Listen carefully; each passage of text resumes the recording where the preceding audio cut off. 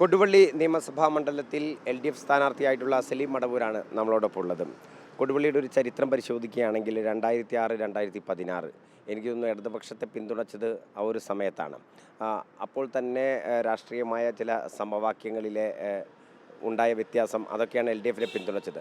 അതല്ലെങ്കിൽ UDFൻ്റെ ഉറച്ച തട്ടകം എന്നുള്ളത് തന്നെയാണ് കൊടുവള്ളിയുടെ പേര്.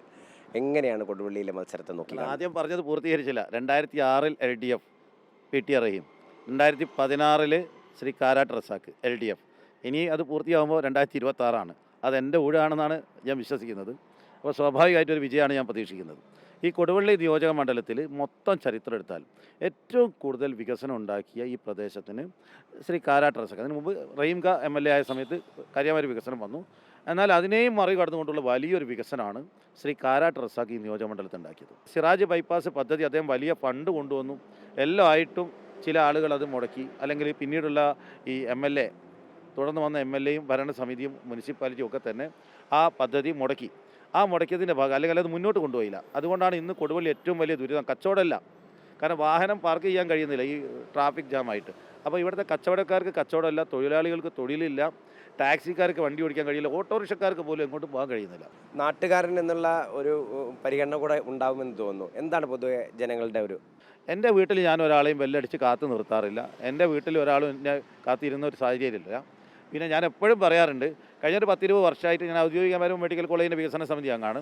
20 വർഷത്തിൻ്റെ ഇടയ്ക്ക് എനിക്ക് എല്ലാവരോടും അഭിമാനത്തോടുകൂടി പറയാനുള്ളത്, 20 വർഷത്തിൻ്റെ ഇടയ്ക്ക് എന്നെ ഒരാവശ്യത്തിന് പാതിരാത്രി വിളിച്ചിട്ട്, രാത്രി 10 മണിക്കും രാവിലെ 6 മണിക്കും പകലുണ്ടാവും കേട്ടോ, ആ സമയത്ത് എന്നെ മൊബൈൽ ഫോൺ വിളിച്ചിട്ട് ഞാൻ എടുക്കാതിരിക്കുകയോ അല്ലെങ്കിൽ സ്വിച്ച് ഓഫ് ആക്കി വെക്കുകയോ സൈലൻ്റ് ആക്കി വെക്കുകയോ ഒന്നും ചെയ്തിട്ടില്ല.